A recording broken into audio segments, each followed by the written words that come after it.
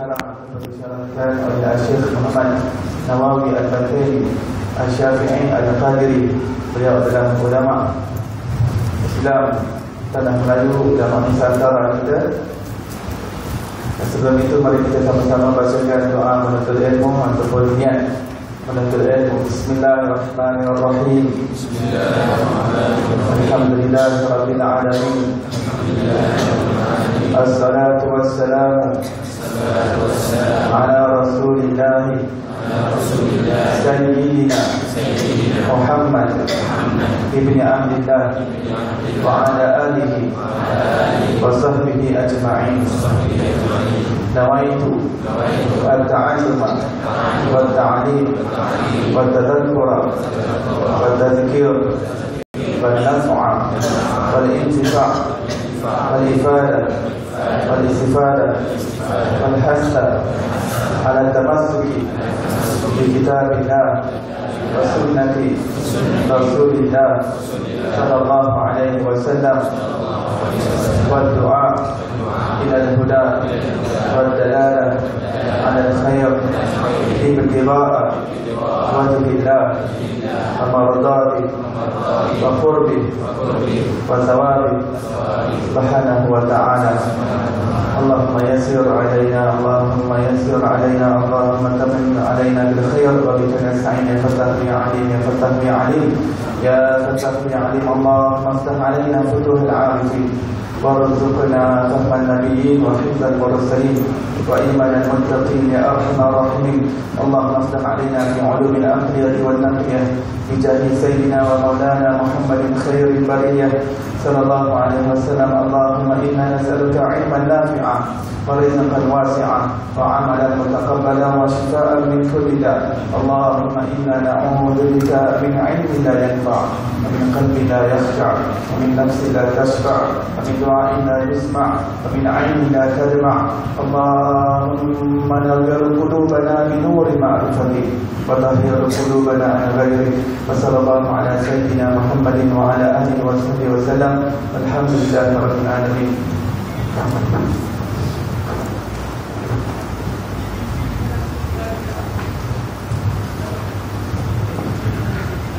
Baik, kita masih berada dalam bab muqaddimah ataupun pengenalan dari kitab ini. Barangkali malam ini kita akan dapat menyelesaikan muqaddimah ini dan mungkin lihat pada kesempatan masa jika kita dapat masuk di dalam bab tauhid merupakan intisari kepada kitab ini yang ingin membincangkan mengenai tiga ilmu yang wajib dipelajari oleh setiap mukmin, iaitu tauhid, fiqh dan juga tasawuf. Dan setelah daripada minggu ini mungkin kita akan mengadakan dengan serentak, mungkin setengah jam daripada tauhid, setengah jam kita ambil untuk fiqh dan setengah jam daripada tasawuf. Jadi tiga ilmu adalah apa yang disenaraikan oleh Imam Ghazali sebagai ilmu yang wajib dipelajari.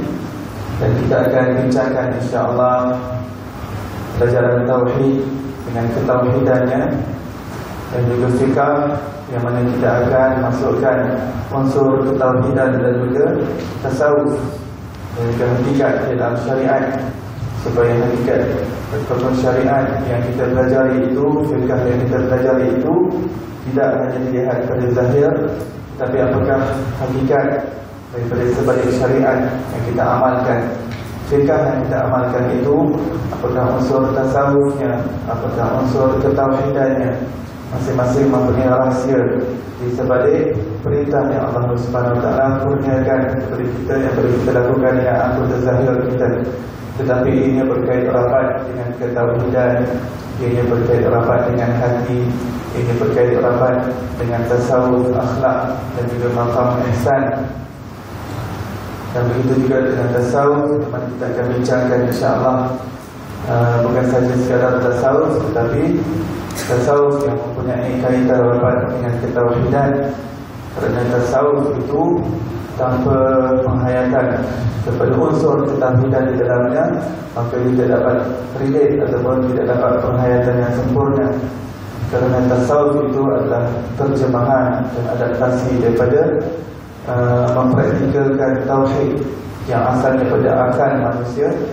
Apabila ketauhidan itu ataupun akidah itu dia menghayati dan mengamalkannya pada anggota zahirnya, pada cara pandangnya, pada cara dengarnya, cara dia berinteraksi dengan hati, dengan nafsunya, dengan rohnya, dengan anggota badannya, dengan seluruh anggota zahirnya, maka itu yang dinamakan tauhid tasawuf. Tauhid tasawuf. Kerana itu tasawuf mempunyai kaitan yang begitu rapat dengan tauhid, maka ia tidak boleh dipisahkan. Bahkan ketiga-tiga ilmu yang kita pelajari ini mempunyai kaitan yang rapat antara satu sama lain, yang sepatutnya ianya tidak dipahami secara berpisah. Tauhid, fikih dan tasawuf mempunyai satu ikatan, jalinan, pautan yang erat antara satu sama lain, yang ianya perlu dipahami secara serentak. Jika seseorang memahami tauhid satu bahagian, fikih satu bahagian, tasawuf satu bahagian, maka dia tidak mendapat kefahaman yang sempurna mengenai agama yang Allah SWT turunkan kepada Nabi Muhammad SAW yang berbentuk syumul, yang berbentuk sempurna. Baik.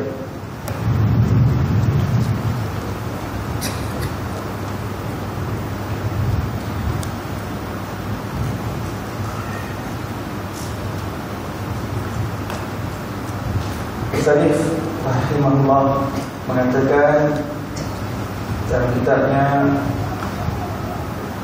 siapa orang yang tidak membenarkan rukun Islam itu dengan hatinya, mengingkari dengan hatinya, maka dia jatuh kafir.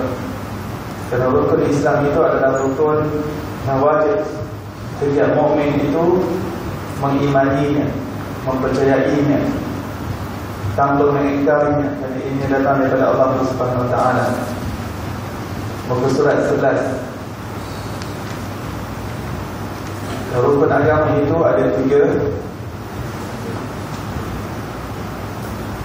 Rukun agama ada 3, tapi ada setengah pendapat daripada ulama mengatakan rukun agama ada 4. Yang pertama adalah iman, yang kedua adalah Islam, yang ketiga adalah ihsan. Manakala ulama yang berpendapat rukun agama ada 4, yang terakhir adalah ilmu alamat kiamat, asyaratus sa'ah. Dan bagaimana rukun agama ini diambil? Hadisnya adalah hadis Jibril. Hadisnya terkenal dengan nama hadis Jibril, yang mana Jibril alaihissalam menjelma menjadi seorang lelaki dan berjumpa dengan Rasulullah SAW di hadapan para sahabat. Sahabat mengatakan, seorang lelaki tiba-tiba muncul, kami tidak mengenalinya dan tidak ada tanda-tanda beliau ini datang daripada permusafiran ataupun seorang yang sedang berkelana, pakaiannya bersih putih, tiba-tiba duduk bertelegu di hadapan Rasulullah SAW. Lututnya bertemu dengan lutut Rasulullah SAW. Jibril alaihissalam bertanya, man ihsan, man iman, apakah itu iman? Maka Nabi SAW menjawab, iman adalah percaya kepada Allah, percaya kepada Rasul, percaya kepada kitab, percaya kepada hari akhirat, percaya kepada malaikat, percaya kepada qada dan qadar, ketentuan yang baik dan buruk itu datang daripada Allah Subhanahu Wa Taala. Kemudian Jibril alaihissalam bertanya lagi, man Islam, apakah itu Islam? Rasulullah SAW menjawab, Islam ada 5. Yang pertama kalimah syahadah, yang kedua solat, yang ketiga puasa, yang keempat zakat, yang kelima adalah haji. Kemudian Jibril alaihissalam bertanya, man ihsan, apakah itu ihsan? Maka Rasulullah SAW menjawab, ihsan an ta'budallah ka'annaka tarah, fa in lam takun tarah fa innahu yarak. Itu kamu beribadah kepada Allah Subhanahu Wa Taala seolah-olah kamu melihat Allah. Dan jika kamu tidak mampu yang sedemikian, maka hendaklah kamu yakin bahawa kamu sedang dilihat Allah. Ini makam ihsan yang perlu dicapai oleh setiap mukmin. Ini bukan hanya untuk wali Allah sahaja. Ini bukan hanya untuk seorang sufi ataupun seorang ahli tasawuf ataupun seorang ahli tarikat sahaja. Ini rukun agama. Hadis sahih yang dinamakan sebagai hadis Jibril yang diriwayatkan oleh Sayyidina Umar Al-Khattab radhiyallahu ta'ala anhu. Ini bukan satu perbahasan yang tersembunyi. Yang zahir dalam hadis ini, yang pertama iman, kedua Islam, ketiga ihsan. Yang mana ketiga-tiganya perlu dimiliki oleh setiap mukmin. Disiplin akalnya adalah mempercayai kepada keimanan tadi, 6 rukun iman. Anggota zahirnya pula pada Islam yang itu. Rukun Islam ada 5 rukun Islam. Nah, iman juga disiplinnya untuk akal, Islam disiplinnya untuk anggota zahir.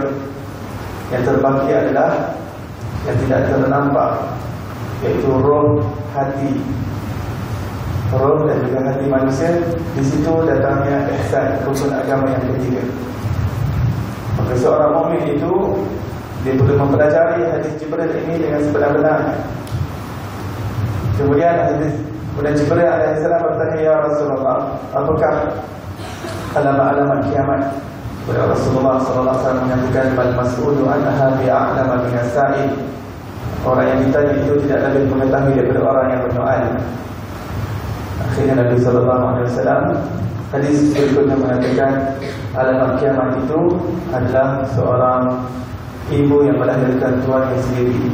Alamat kiamat itu adalah orang yang asalnya berkaki ayam, yang asalnya tidak berpakaian, kemudian tiba-tiba menjadi kaya dan berlumba-lumba dalam membangun bangunan pencakar langit. Dan ada 2-3 alamat kiamat yang diberitahu dalam hadis tersebut.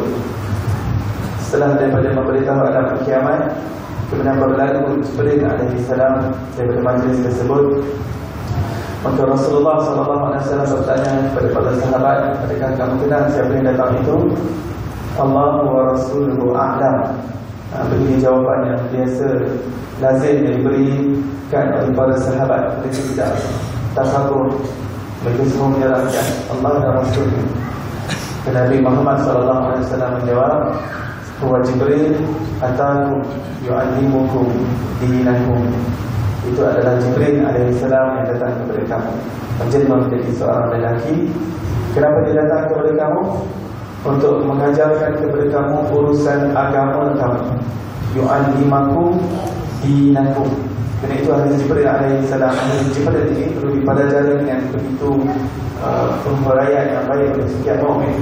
Kerana Jibril alaihissalam mengajarkan asas-asas agama yang penting, yang patut kita pelajari, yang patut kita hayati, yang patut kita praktikkan dalam kehidupan kita. Iman, Islam, ihsan. Dan lebih-lebih lagi kita berada di akhir zaman ketika ini. Ada lagi rukun agama yang keempat yang perlu kita ambil peduli, yang perlu kita pelajari, iaitu ilmu yang dinamakan sebagai ilmu eskatologi, iaitu ilmu yang berkaitan dengan akhir zaman. Kita sudah mula membelik hadis-hadis yang telah diberitakan oleh Rasulullah SAW mengenai akhir zaman, akan berlaku akhir zaman begini dan begini. Rasulullah SAW telah memberikan kronologi apa yang berlaku setelah daripada zaman nubuwah, zaman kerasulan Nabi Muhammad SAW, kemudian zaman Khulafa Ar-Rasyidin, kemudian zaman mulkan Jabarian, mulkan Adulan.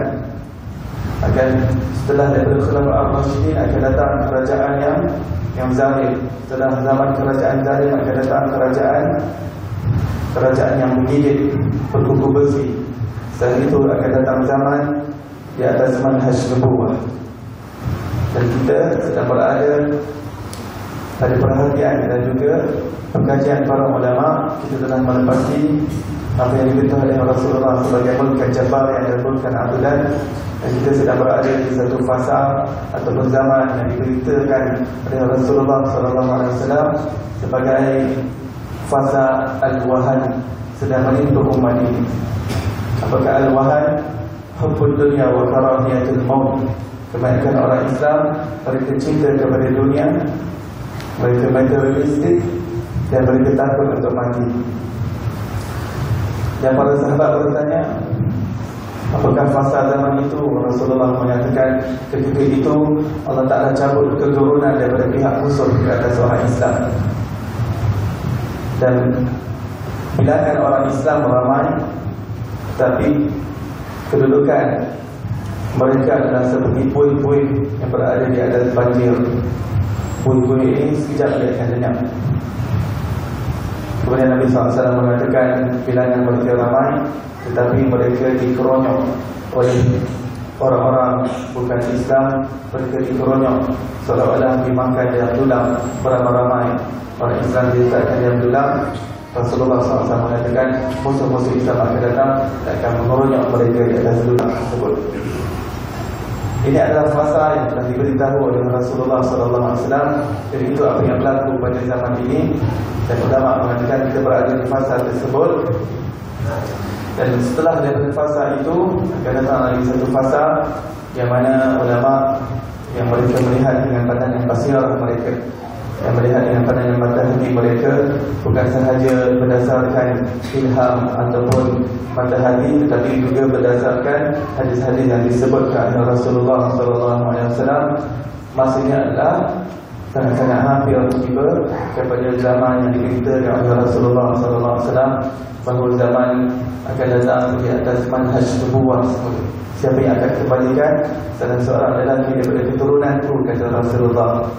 Salah seorang daripada keturunanku, lelaki daripada zuriatku, yang namanya seperti namaku dan nama ayahnya seperti nama ayahku, yang mana dia akan memenuhi bumi ini dengan keadilan, seperti mana bumi sebelum itu dipenuhi dengan kezaliman dan kedurjanaan. Yang mana hari ini terlihat seluruh dunia dalam keadaan yang bingung. Di sana sini berlaku huru-hara dan juga kedahsyatan. Dan Rasulullah SAW mengatakan yang akan kembalikan manusia pada tempat masing-masing. Itu yang dinamakan keadilan. Konsep keadilan dalam Islam meletakkan seseorang ataupun sesuatu pada tempat. Apa yang berlaku pada hari ini, berlaku kekacauan, kacau bilau seluruh dunia, kerana setiap sesuatu dan setiap seseorang tidak diletakkan di tempatnya yang betul. Dan masing-masing setiap manusia juga dia tidak meletakkan dirinya pada tempat yang betul. Dia tidak meletakkan di atas orbitnya yang benar. Jika orbitnya sebagai rakyat, dia perlu berjalan di atas orbit rakyat. Jika dia keluar daripada orbitnya untuk menjadi seorang pemerintah, bertindak sebagai pemerintah, maka akan berlaku kacau bilau. Kerana dia boleh berlawanan dengan sistem yang Allah SWT letakkan di atas dunia ini. Jika seseorang itu di atas orbit orang yang bukan ahli ilmu, maka dia letakkan dirinya di tempat orang yang bukan ahli ilmu. Serahkan urusan agama yang penting berkaitan dengan ijtihad, berkaitan dengan fiqh, berkaitan dengan fatwa kepada orang-orang yang mempunyai keahlian, yang mempunyai ahli terhadap agama tersebut, yang mempelajari usul fiqh, usul tafsir, usul hadis, mempelajari bahasa Arab, segala macam gaya bahasa Arab, dengan balaghah, dengan fasahah, dengan mantik dan sebagainya. Jika orang yang bukan ahli ilmu dia bertindak seperti ahli ilmu, maka akan berlaku kacau bilau. Dan semua orang ingin menjadi ulama, dan semua orang ingin beraksi menjadi mufti, menjadi mujtahid. Maka bila setiap orang ingin keluar daripada orbitnya, tanpa dia pasang pagar pada dirinya, tanpa dia mengenali di mana tempat duduknya, maka satu dunia akan kacau bilau. Kesannya bukan pada dirinya sahaja, kesannya kepada keluarganya, kesannya kepada orang yang berada di sekelilingnya, jiran tetangganya, orang kampungnya, orang dalam negaranya, bahkan satu dunia. Maka setiap apa yang berlaku di atas dunia ini, maka kita kembalikan kepada diri kita sendiri. Adakah kita meletakkan diri kita pada tempat? Kerana itu Allah SWT berfirman di dalam Al-Quran, kerosakan yang berlaku di bumi ataupun di lautan adalah disebabkan oleh tangan-tangan manusia. Maka setiap manusia perlu rujuk pada dirinya sendiri. Dunia ini tengah dalam keadaan huru-hara sebab salah dia, sebab salah dia, sebab salah dia, salah ini, salah itu. Dia tunjuk satu kepada itu, tiga lagi dia tunjuk ke mana? Orang itu salah, dia tulis jari kan? Orang itu salah, orang itu salah, orang itu salah. Tengok apa yang berlaku pada dunia, orang itu salah. Tiga dia tunjuk pada diri dia, tiga jari. Dia yang salah sebenarnya. Kembali pada diri sendiri. Lihat kelemahan kita, kekurangan kita, keaiban kita. Memang betul alam ini sudah dalam keadaan yang terbalik, dalam keadaan lintang pukar, betul. Tapi bagaimana keadaan diri kita sendiri? Adakah kita berada di atas landasan yang betul? Adakah kita telah berada di atas landasan syariat yang benar, landasan tauhid yang benar, landasan apa yang dikehendaki oleh Rasulullah SAW? Bagaimana kita cari, bagaimana kita didik anak-anak kita, bagaimana kita organize rumah kita, bagaimana kita memperjalankan perniagaan kita, bagaimana kita asing kita dengan jiran tetangga kita, dengan saudara mara kita, dengan adik-beradik kita, dengan orang atasan kita, dengan orang bawahan kita. Bagaimana kita asing kita dengan ibu bapa kita. Maka lupakan untuk islah satu dunia jika diri sendiri belum terislah. Yang benar kita perlu menjalankan islah ke atas orang lain, tapi jangan sampai lupa kepada diri sendiri. Jangan sampai terlupa diri sendiri. Kerana yang di akhirat nanti yang akan dihisab, yang akan ditanya adalah diri kita sendiri.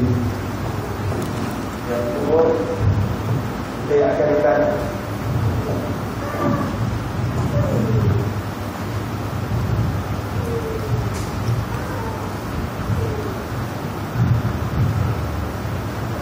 Kerana itu segala masalah, problem yang berlaku di dunia ini, dia akan berpunca kepada sifat anania yang ada pada individu tersebut. Sama ada dia seorang rakyat jelata ataupun dia seorang pemimpin dunia dan sebagainya, pemimpin negara, ataupun dia seorang ulama.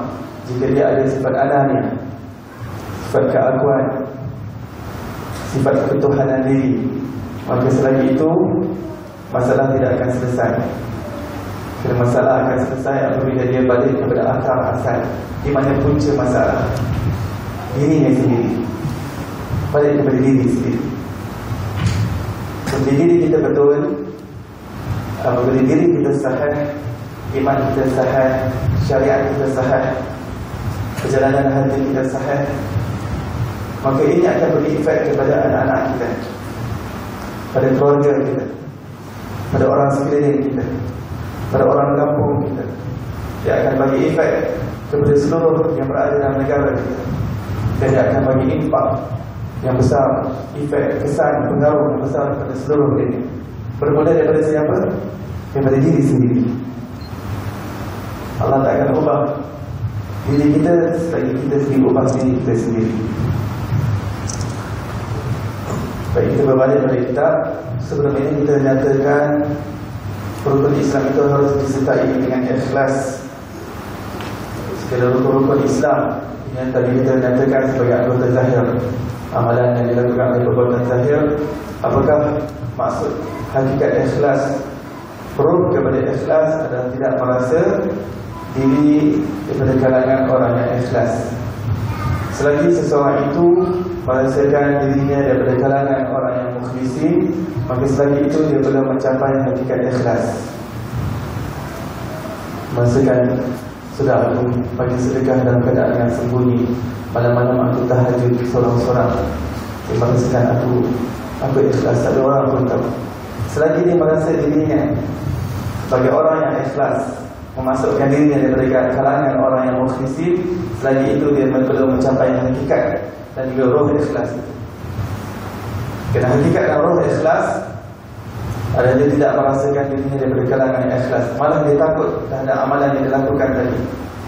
mungkin ada kekurangan, ada kelemahan, ada kecacatan di sana sini dalam amalannya, dalam ibadahnya, yang menyebabkan amalan itu tertolak di sisi Allah Subhanahu Wa Taala. Maka saya takut. Benar, bersama dengan takut juga ada perasaan harap pada Allah Subhanahu Wa Taala. Tapi untuk menyatakan diri aku sudah ikhlas, maka ini suatu interaksi dengan hati yang tidak benar di sisi Allah Subhanahu Wa Taala. Seorang bertanya kepada Sayyidatina Aisyah radhiyallahu anha, apakah makna daripada orang itu orang yang baik? Sayyidatina Aisyah mengatakan orang yang baik itu adalah orang yang menyangka dirinya daripada kalangan orang yang jahat. Dia tidak merasa dirinya orang yang saleh, orang yang baik, orang yang wara. Ya, orang bertanya kepada Sayyidatina Aisyah, apa yang dimaksudkan dengan orang yang buruk, orang yang tidak baik, orang yang jahat? Sayyidatina Aisyah mengatakan orang yang buruk itu adalah orang yang merasakan dirinya telah baik, orang yang merasakan dirinya daripada kalangan orang yang baik. Maka hakikat orang yang baik itu dia tidak merasakan dirinya orang yang baik.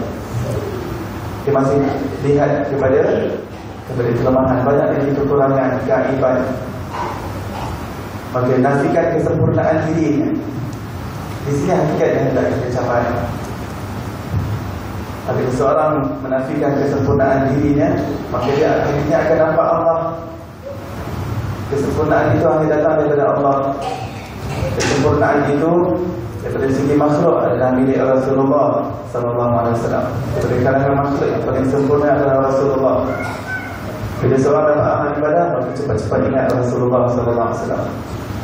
Kerana Rasulullah sallallahu alaihi wasallam bagi dalam itu untuk kita kenal amal ibadah, untuk kita kenal Quran, untuk kita kenal zikir, selawat ke atas Nabi, istighfar, kelazatan bermunajat kepada Allah, kelazatan berzikir, kelazatan bermakrifat, mengenal Allah Subhanahu Wa Taala. Ini sebenarnya melalui pintu iaitu Rasulullah sallallahu alaihi wasallam. Tidak ada pintu belakang. Semuanya mesti melalui Rasulullah sallallahu alaihi wasallam untuk sampai kepada Allah.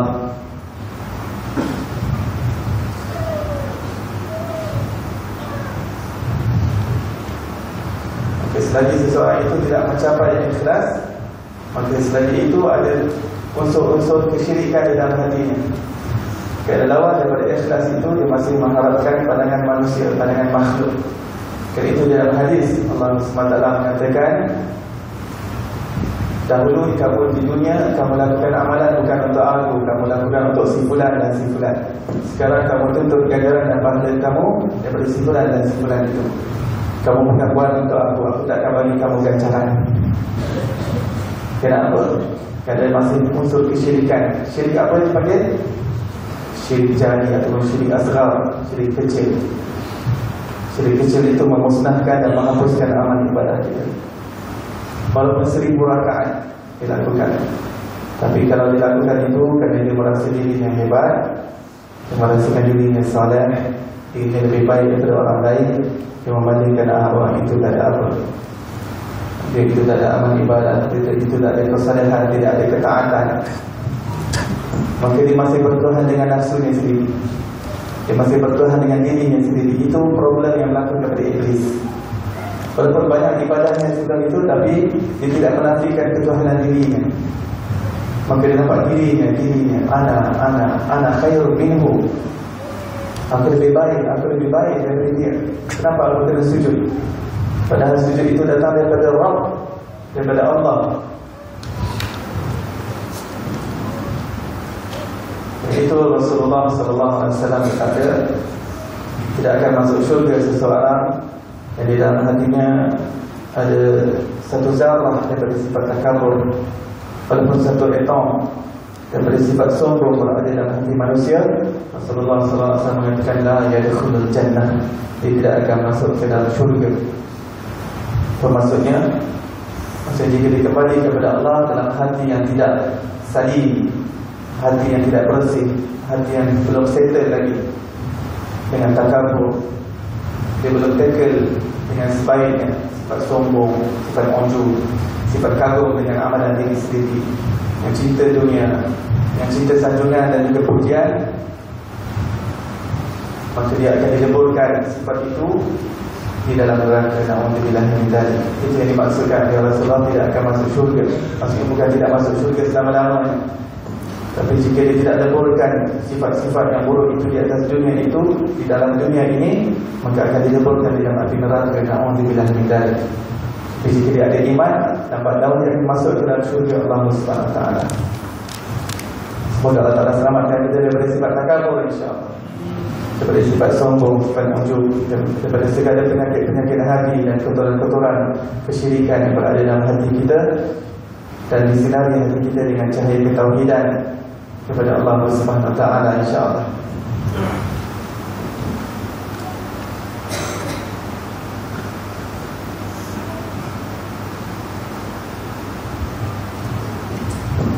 Kita semua, saya dan tuan-tuan dan puan-puan, kita semua memerlukan murabbi.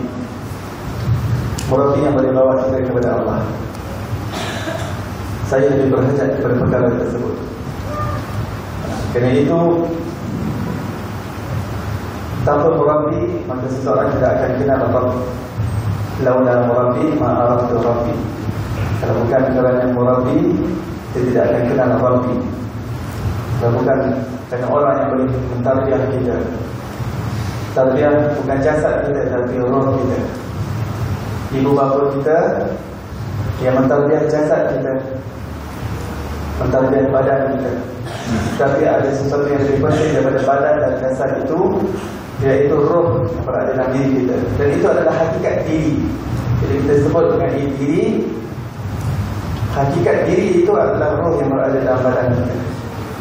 Jasad dan badan ini hanya cederaan, tunggangan kepada roh yang merupakan diri kita yang asal. Dan tunggangan ini diperlukan sementara kita berada di atas dunia ini 60 tahun, 70 tahun, 80 tahun. Setelah itu jasad ini akan kembali ke dalam tanah.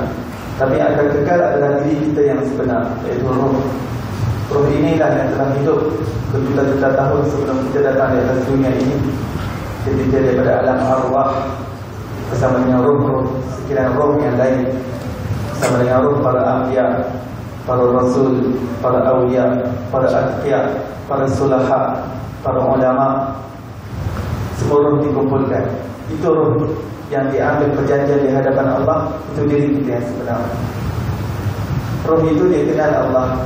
Roh itu dia kenal Allah, dia nampak Allah, dia lihat Allah, dia menyaksikan Allah, dia mendengar kalam Allah dan menjawab kalam Allah. Itu roh kita semua. Itu diri kita yang sebenar. Mendengar kalam zat yang maha indah, memandang zat yang maha indah. Dan ini direkamkan dalam Quran. Bila Allah SWT bertanya kepada roh kita semua, alastu bi rabbikum, dan kita semua menjawab setelah jawabnya roh Nabi Muhammad SAW sebagai seorang yang pertama menjawab soalan itu, seperti mana riwayat mengatakan, akulah orang yang pertama menjawab pada syahidana, kepada diikuti oleh seluruh roh yang mendengar daripada kalam rohnya Nabi Muhammad SAW. Maka roh itu telah bermakrifat pada syahidina. Kita menyaksikan Kita perkataan syahidina daripada perkataan syahadah, menyaksikan. Musyahadah yang menyaksikan depan-depan. Seorang yang menjadi saksi kepada sesuatu tragedi atau perbuatan, bermakna dia nampak dengan mata kepala dengan terang, mata kasar, bukan dengan kamera dan sebagainya. Barulah dia layak menjadi saksi kepada sesuatu perbuatan. Itu makna saksi, syahadah. Dinamakan bala syahidina kerana betul-betul saksi orang kita menyaksikan Allah. Kerana itu ketika dilahirkan di dunia ini, sekali lagi kita perlu mengucapkan syahadah ini. Asyhadu an la ilaha illallah wa asyhadu anna Muhammadar Rasulullah. Kebenaran syahadah itu, seorang mungkin bertanya, bagaimana kita boleh menyaksikan tiada Tuhan melainkan Allah, yang tiada Tuhan Nabi Muhammad itu adalah utusan Allah. Saya perlu pernah melihat Allah. Macam mana saya boleh menyaksikan tiada Tuhan melainkan Allah? Saya tak pernah jumpa Nabi Muhammad. Macam mana saya boleh menyaksikan? Kerana kesaksian itu menuntut kepada mata kepala. Maka kita menjawab bahawa ulangan syahadah itu adalah daripada hakiki, sejak daripada alam arwah, yang mana roh kita yang benar-benar pernah melihat Allah, menyaksikan Allah. Alastu bi rabbikum, bukankah aku Tuhan kamu? Dan kita menyaksikan bahawa tidak ada Tuhan melainkan Allah. Tuhan adalah Rabb kita. Huwa Tuhan dan Allah adalah Tuhan kita. Dan Nabi Muhammad SAW, roh kita semua pernah menyaksikan Nabi Muhammad. Riwayat mengatakan rohnya Nabi Muhammad pernah menyuruh seluruh roh, termasuk roh Anbiya, roh para Rasul dan seluruh roh umat-umat. Bukan saja kita, tetapi seluruh umat disuruh oleh rohnya Nabi Muhammad SAW. Maka tidak timbul kemusykilan bahawa kita tak pernah jumpa Rasulullah. Bagaimana boleh kita saksikan tentang kerasulan dan juga perutusan Nabi Muhammad SAW sebagai Rasulullah? Kita dah saksikan tidak dulu.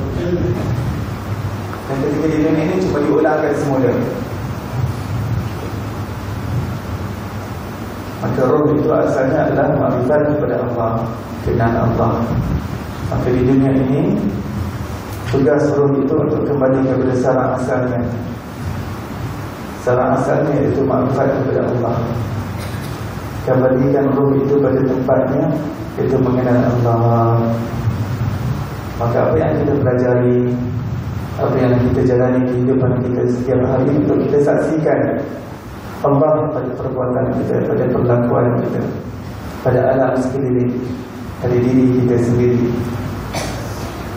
sama ada yang di langit ataupun di bumi, untuk kita saksikan semua. Fa'inna ma tuwallu fasamma wajhullah. Al-Quran mengatakan di mana sahaja kamu berpaling dan di mana sahaja kamu menghadap, di situ ada Allah. Jadi ibu bapa kita itu mentarbiyah jasad kita, badan kita, dan kita juga perlu bapa rohani yang mentarbiyah roh kita. Dan ini adalah lebih penting daripada bapa kepada jasad kita. Yang lebih penting daripada bapa kepada badan kita, kerana dia mentarbiyah sesuatu yang menjadi hakikat diri kita, iaitu roh kita. Kerana badan kita ini, jika roh itu ditarik daripada badan, ahli keluarga kita pun tidak mahu simpan lama badan itu dalam rumah. Sehari, 2 hari, Yasin, tahlil, cepat-cepat, kafan, dan juga selesaikan pengebumian. Ahli keluarga kita sendiri yang selama ini menyayangi kita, mengasihi kita. Tapi apabila roh yang merupakan hakikat diri kita dicabut, sudah tidak ada pun lagi jasad. Jasad itu tak lama lagi akan membusuk, akan menjadi ulat, cepat-cepat dimasukkan ke dalam tanah dan kembali meresap menjadi tanah. Tapi roh itu tetap akan kekal.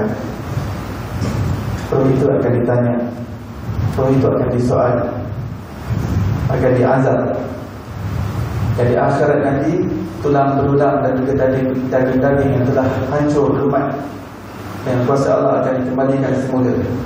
Yang berkucil daripada tulang yang kecil di belakang ekor manusia, belakang tulang belakang, yang bahkan Ajibul Zam, daripada tulang kecil di belakang, hujung daripada tulang belakang manusia, tulang pinggulnya, tulang kecil di situ akan terbit semula tulang dan akan dihimpunkan semula segala daging-daging yang menjadi manusia, dan roh masuk semula. Dan sekarang dia di padang mahsyar, dia akan melalui perhisaban. Akaunnya akan diambil, akan dihisap, buku akaunnya, buku catatan amalannya akan dikirakan, akan dihadapkan di hadapan Allah, dibariskan. Maka kita semua perlukan marati. Maka sementara kita menuju ke marati, maka kita banyakkan selawat kepada Nabi Muhammad SAW. Kerana dengan nur selawat akan memimpin kita dan memimpin kita. Kita semua berhajat kepada cahaya Nabi Muhammad SAW. Cahaya kebenaran yang dibawa bagi kita, cahaya Islam yang dibawa bagi kita. Dan bagi dia sendiri disebutkan dalam Al-Quran sebagai nur, sebagai cahaya. Laqad ja'akum minallahi nurun wa kitabun mubin. Al-Quran mengatakan telah datang kepada kamu nur, cahaya dan kitab yang nyata. Kitab yang nyata, ulama tafsir mengatakan itu adalah Al-Quran. Dan nur di situ, kebanyakan ulama tafsir mengatakan itu adalah Nabi Muhammad SAW. Maka biarkan diri kita dipimpin oleh nur Nabi Muhammad SAW dalam solat kita, dalam ibadah kita.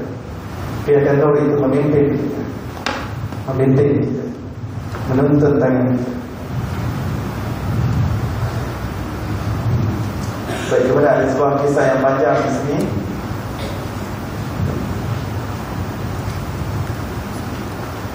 Kisah mengenai Harun al-Rashid. Sebuah kisah yang panjang yang lihat kita bacakan.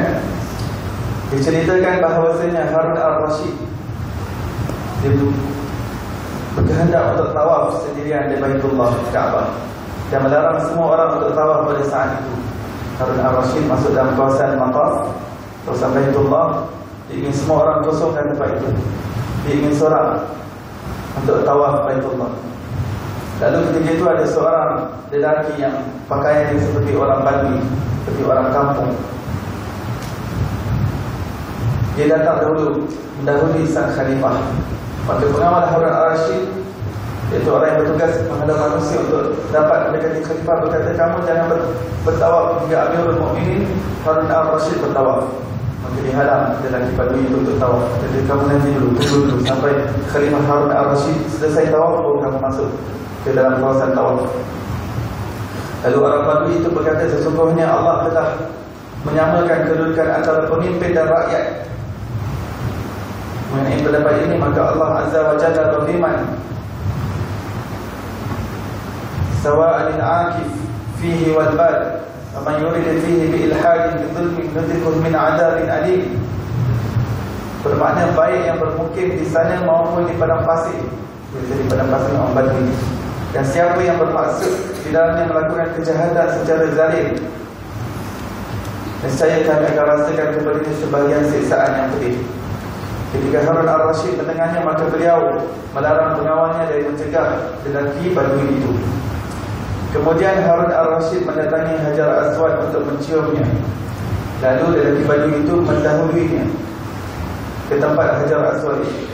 Ketika Harun al-Rashid mencium, dia cepat lelaki tadi, dia pintas mencium Hajar Aswad. Kemudian Harun al-Rashid mendatangi Hijr Ismail untuk melaksanakan solat di sana. Maka lelaki Badui itu pun mendahului ke Hijr Ismail itu, lalu dia melakukan solat di sana.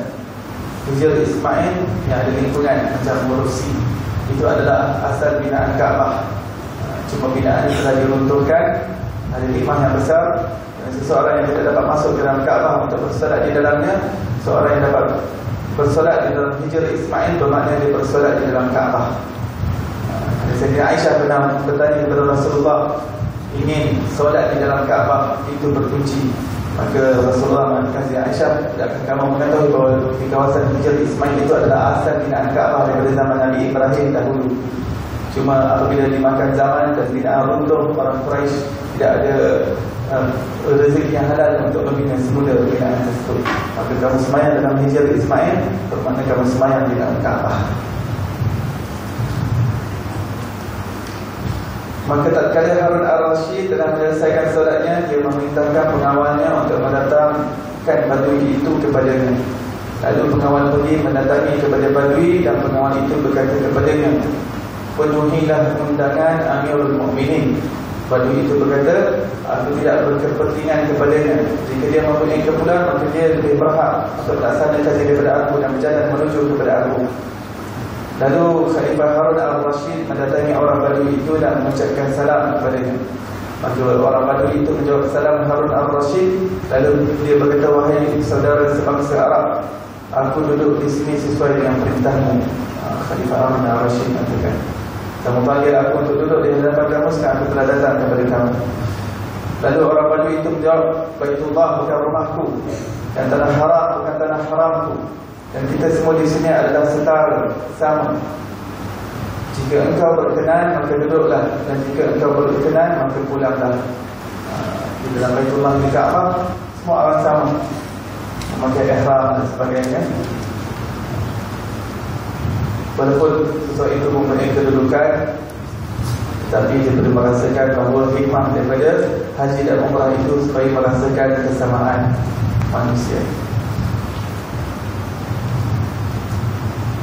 Luar daripada itu, benar masing-masing ada fungsi masing-masing pemimpin di atas kepimpinan rakyat ada, di atas orbit ataupun atas garis edar fungsi rakyatnya, kerakyatan.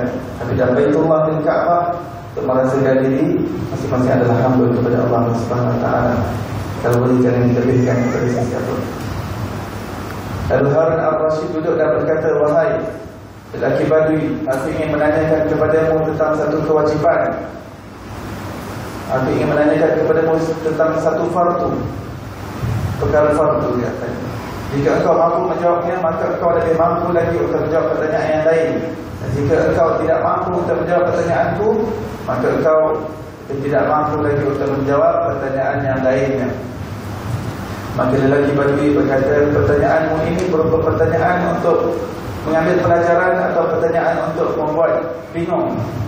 Lalu Harun al-Rashid berkata, bukan untuk membingungkan, tetapi pertanyaan untuk mendapat pelajaran. Maka Badui itu berkata, berdirilah dan duduklah seperti duduknya orang yang bertanya kepada orang yang ditanyakan. Maka Harun al-Rashid berdiri dan duduk di atas kedua lututnya. Dia berlutut di hadapan Badui tadi. Harun al-Rashid berkata, aku telah duduk. Badui berkata, tanyakan mengenai sesuatu yang nampak pada dirimu. Harun al-Rashid bertanya, beritahu dan ajarkan kepada aku mengenai apa sahaja yang telah diwajibkan Allah kepadamu. Maka lelaki Badui itu berkata, engkau bertanya kepadaku mengenai kewajipan yang mana? Apakah mengenai satu kewajipan, atau mengenai 5 kewajipan, atau mengenai 17 kewajipan, atau 34 kewajipan, atau 94 kewajipan, atau tentang satu kewajipan di sepanjang usiaku, atau tentang satu kewajipan dari 12 bulan, atau mengenai satu fardu atau kewajipan dari 40 benda, atau mengenai 5 fardu kewajipan dari 200 benda.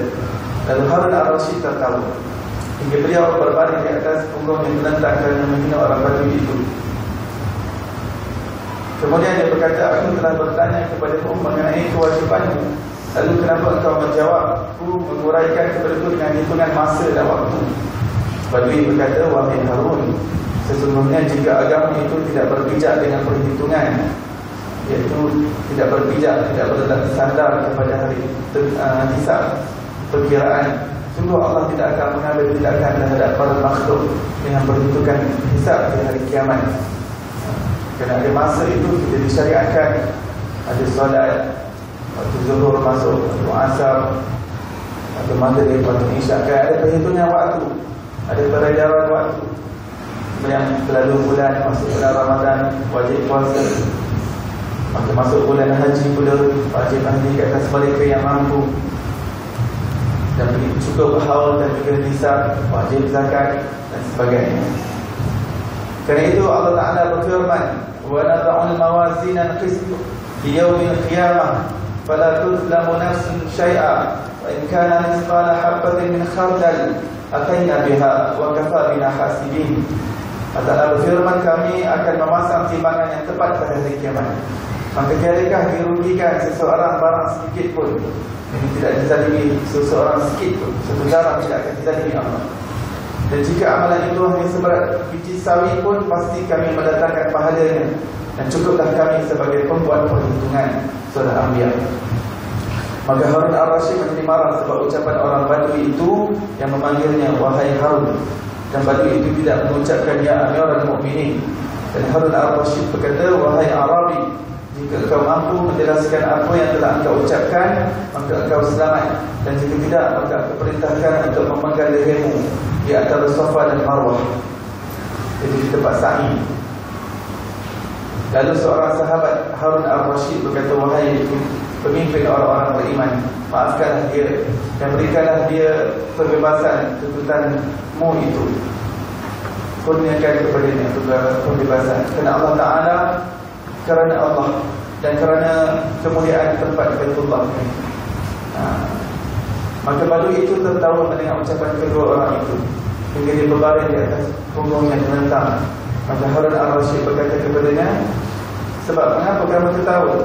Sebab apakah kamu tertawa? Lalu Badui itu berkata, aku merasa aneh dari ucapan kalian berdua, kerana aku tidak memahami mana di antara kalian berdua yang lebih bodoh, orang yang dapat menghadiahkan, yakni memberikan ajal apabila ia telah hadir, atau orang yang mempercepatkan ajal yang mana ia yang belum hadir. Ada pertanyaanmu mengenai sesuatu yang Allah telah mewajibkan kepadaku, maka sungguh Allah telah mewajibkan kepadaku kewajipan-kewajipan yang banyak. Adapun ucapanku kepadamu mengenai satu kewajipan, maka itu adalah agama Islam. Di sini ini puncanya Islam. Tadi dengan cerita pasal Islam, jadi bersyarah kepada kita ini dia bawa satu kisah yang panjang untuk cerita pasal Islam. Di sini dia punya point dia. Satu kewajipan iaitu agama Islam. Ada ucapanku kepadamu mengenai 5 kewajipan, maka itu adalah solat 5 waktu. Ada ucapanku kepadamu mengenai 17 kewajipan, maka itu adalah 17 rakaat solat yang wajib. Ada ucapanku kepadamu tentang 34 kewajipan, maka itu adalah sujud-sujud di dalam solat wajib. Kena setiap solat kita pada hari siang dan malam ada 17 rakaat, dan setiap rakaat ada 2 kali sujud. 17 kali 2 ada 34 kali sujud. Ada ucapanku kepadamu tentang 94 kewajipan, maka itu adalah beberapa takbir. Jika ia berpendapat takbir itu wajib dalam solat, atau ia menghendaki kefarduan, takbir itu sebagai permukahannya, yakni takkid. 94 takbir yang solat. Allahu Akbar, Allahu Akbar. Ini bermakna Badui ini berpegang kepada qaul ataupun pendapatnya Imam Ahmad bin Hanbal yang mengatakan takbir itu wajib yang solat. Macam Imam Syafi'i yang wajib itu takbiratul ihram. Tapi menurut Imam Ahmad bin Hanbal, setiap pergerakan perpindahan daripada satu kedudukan yang lain, takbir itu wajib. Ada pun ucapanku, baik, takbir dalam solat itu adalah wajib menurut Imam Ahmad bin Hanbal, dan juga wajib mengucapkan tasmi', sami Allahu liman hamidah. Menurut Imam Ahmad bin Hanbal, sami Allahu liman hamidah itu pun wajib. Imam Syafi'i tak wajib, sah solatnya, makruh. Dan juga wajib baca tasbih dan rukuk, subhana rabbiyal azim wa bihamdihi. Wajib membaca sujud dalam sujud, subhana rabbiyal a'la.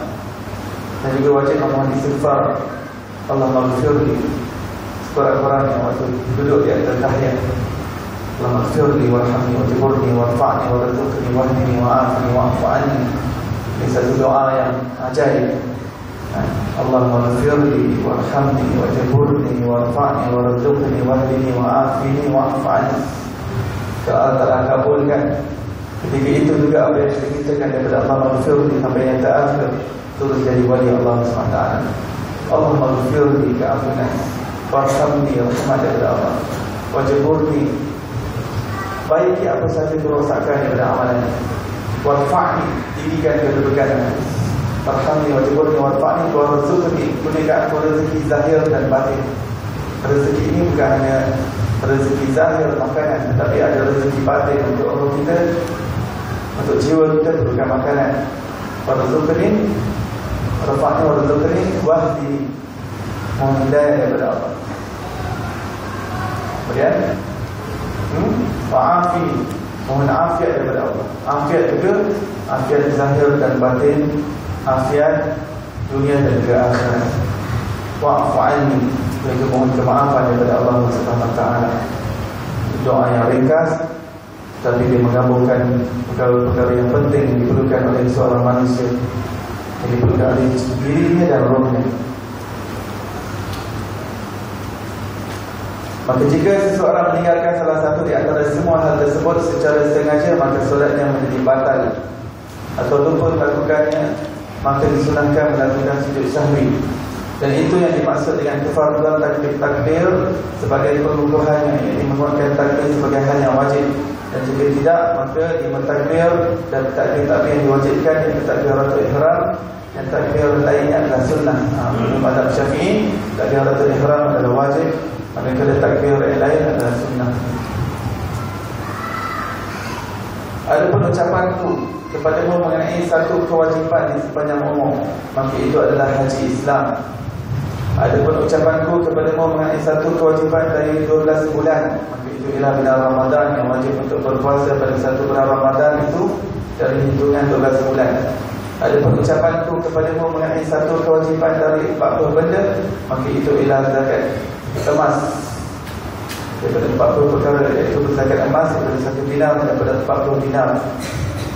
Jika seseorang menyimpan 40 dinar emas, cukup setahun dia perlu keluar 1 dinar daripada faktor itu. Ada pengucapan itu kepada mengenai 5 kewajipan dari 200 perkara, maka hal itu adalah 5 dirham zakat yang dikurangkan daripada 200 dirham apabila cukup haul. Kerana lelaki Badui berkata, engkau telah bertanya kepadaku, lalu aku pun telah menjawabnya, dan kini aku ingin bertanya kepadamu, maka jawab pertanyaanku. Sekarang lelaki Badui punya turn pula. Harun al-Rashid berkata, katakanlah pertanyaanmu. Lalu lelaki Badui bertanya, bagaimana pendapatmu mengenai orang lelaki yang melihat perempuan di waktu fajar, haram dia lihat perempuan. Tatkala masuk waktu zuhur, halal dia tengok perempuan yang sana. Masuk waktu asar, diharamkan semula. Datang maghrib, halal. Masuk waktu isyak, haram lagi. Masuk waktu subuh, halal semula. Bila masuk waktu zuhur, diharamkan baginya. Masuk waktu asar, dihalalkan baginya. Masuk waktu maghrib, diharamkan juga. Masuk waktu isyak, dihalalkan baginya. Bagaimana keadaan boleh berlaku? Halal, haram, halal, haram, halal, haram, halal, haram, halal, halal. Bagaimana boleh berlaku sedemikian? Maka Harun al-Rashid berkata, demi Allah, wahai saudara sebangsa Arab, sungguh engkau telah melemparkan diriku ke dalam lautan ilmu.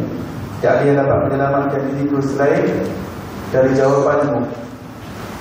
Lalu lelaki Arabi atau lelaki Badui itu berkata kepada Harun al-Rashid, engkau khalifah Allah, tidak sepatutnya engkau lemah dalam menjawab pertanyaan tersebut.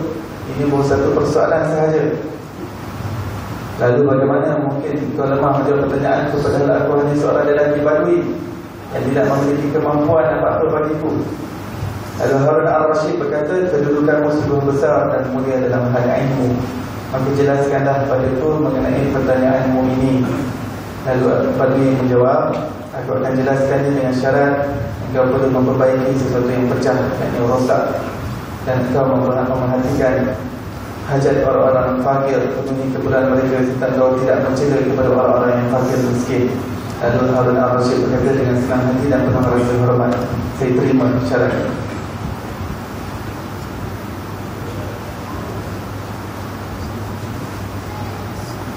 Maka lelaki Badui tadi menjawab, lelaki ini melihat kepada budak perempuan milik orang lain di waktu fajar, maka perbuatan ini itu diharamkan kerana milik orang lain, bukan miliknya.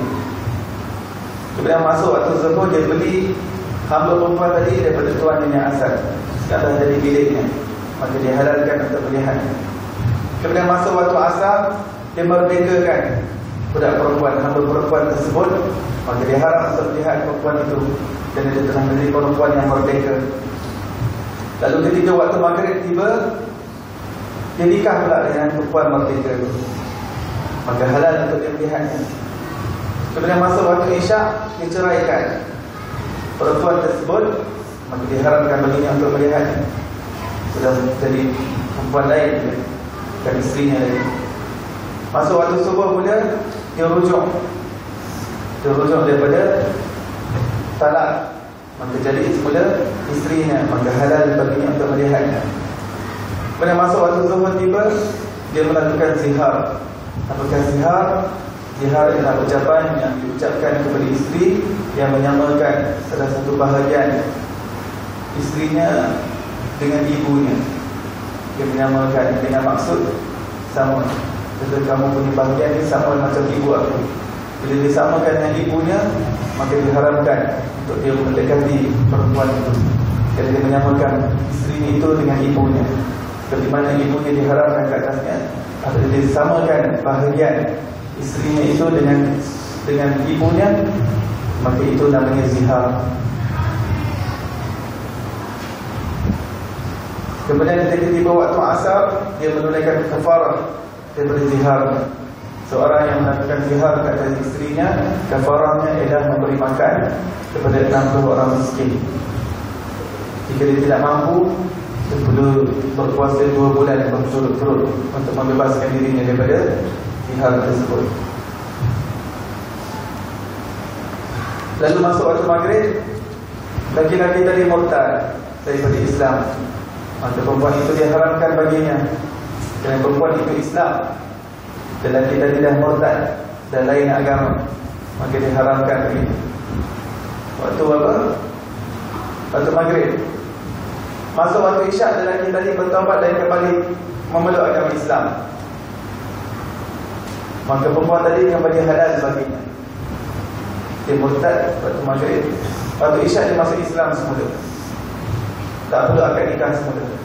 Tak perlu akad nikah. Kena waktu yang singkat. Kena waktu yang singkat dia murtad. Dia berlainan agama dan waktu yang singkat.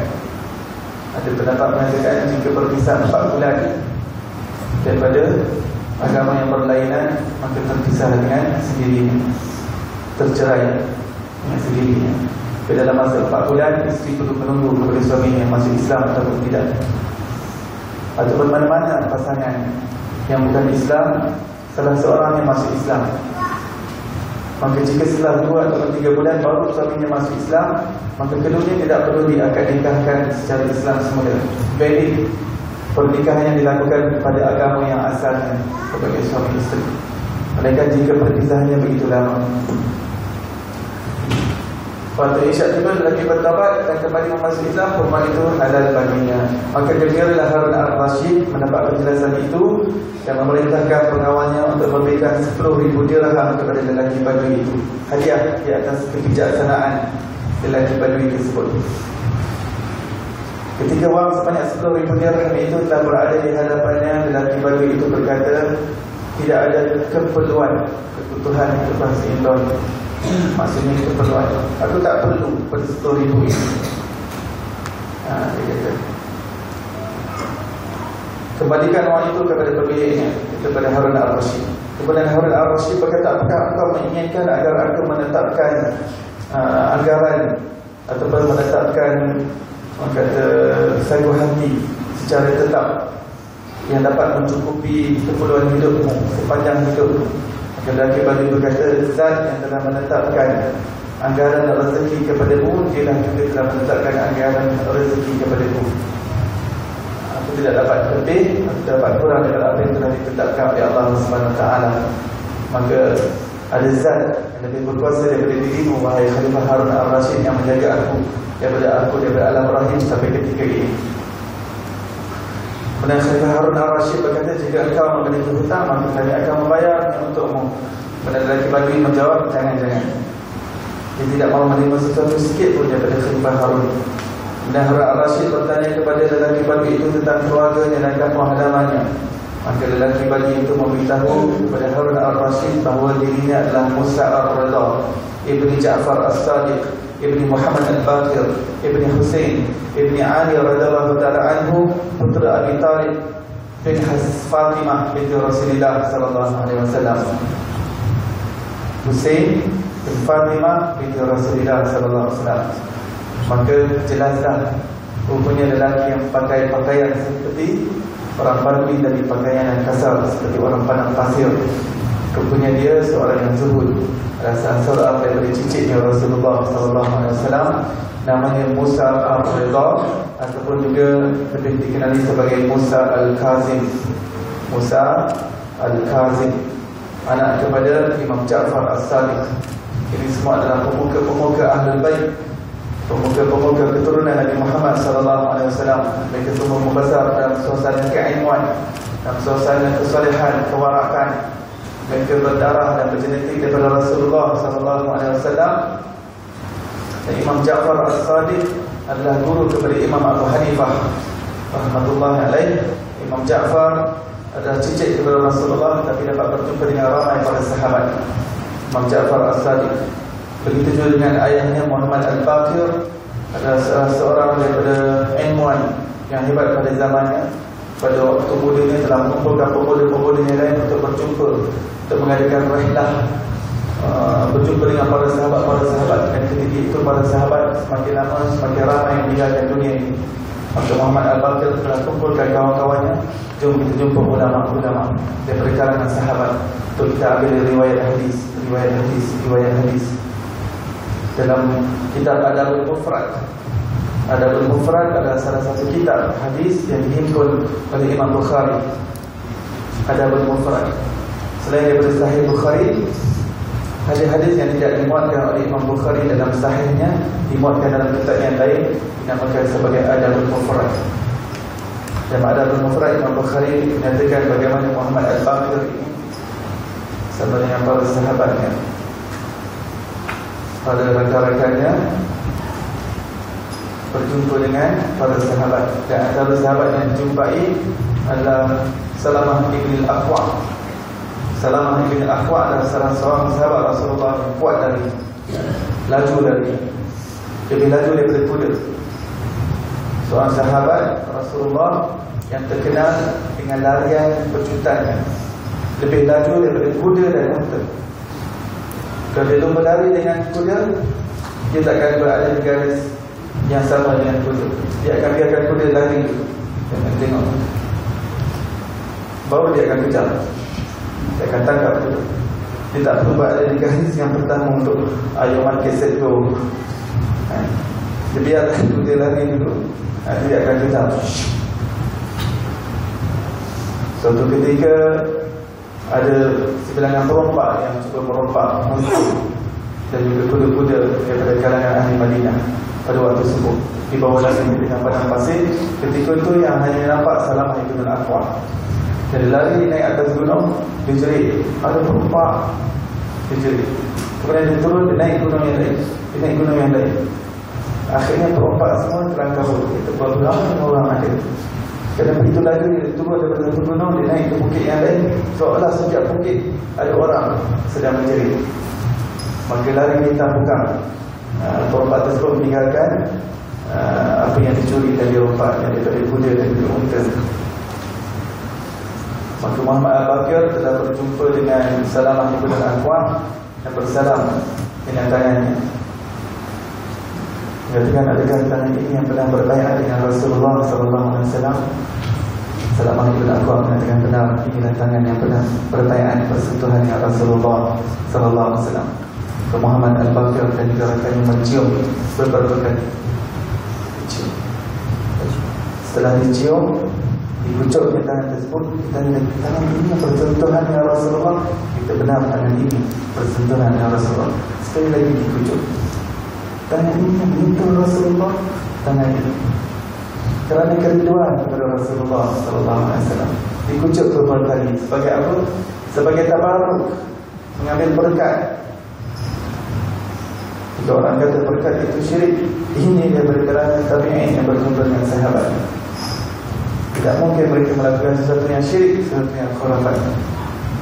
Itu mengambil berkat daripada kecupan tangan daripada seorang sahabat yang pernah tangannya bersentuh dengan tangan Rasulullah SAW. Imam Ja'far As-Sadiq, anak kepada Muhammad Al-Baqir. Muhammad Al-Baqir anaknya Sayyidina Husain. Sayyidina Husain yang meninggal ketika peristiwa Karbala. Cuma di sini ada tertinggal putera daripada Husain itu, patutnya ada Ali Zainal Abidin. Ali Zainal Abidin ketika peristiwa Karbala masih kanak-kanak, sempat dibawa lari oleh ahli keluarganya. Dia tumbuh membesar menjadi seorang wali Allah, seorang yang saleh, seorang ulama, yang mendapat anak Muhammad Al-Baqir. Itu ada tertinggal. Sepatutnya Musa Al-Ridha, putera Ja'far, putera Muhammad, putera Ali Zainal Abidin, putera Husain, bukan putera Ali. Adapun Syekh Musa Al-Ridha berpakaian seperti badui kerana zuhud dalam kehidupan dunia dan wara' dari segala keduniaan. Kemudian Khalifah Harun Al-Rasyid berdiri dan melangkah menuju Syekh Musa Al-Ridha, lalu beliau mencium bahagian wajah yang berada di antara dua mata Syekh Musa Al-Ridha. Kemudian beliau membaca ayat Al-Quran, Allahu a'lamu haitsu yaj'alu risalatah. Allah lebih mengetahui di mana dia menempatkan tugas kerasulan. Maksud daripada Harun Al-Rasyid, maksudnya Allah SWT telah memilih kerasulan ke atas Nabi Muhammad SAW, dan Allah telah memilih mereka-mereka yang berketurunan daripada Muhammad SAW Dan ini adalah salah satu lautan ilmu yang dilihat oleh Khalifah Harun al-Rashid, kebijaksanaan yang diberikan kepada salah seorang daripada keluarga Nabi Muhammad SAW kepada Harun al-Rashid, memohon untuk beredar pulang kepada Syekh Musa al-Ridha. Demikianlah penuturan Syekh Suhaimi dan kitab Tubarut Tauhidin. Maka di situ berakhirnya mukaddimah. Maka bermula daripada aslul iman itu adalah bab tauhid, yang merupakan intipati kepada kitab ini. 3 isi ilmu yang penting yang wajib dipelajari oleh setiap mukmin, yang dikatakan sebagai talabul ilmi faridatun ala kulli muslimin wa muslimah. Menuntut ilmu itu adalah wajib untuk setiap muslim yang lelaki ataupun perempuan di sini. Tauhid, fikih dan juga tasawuf.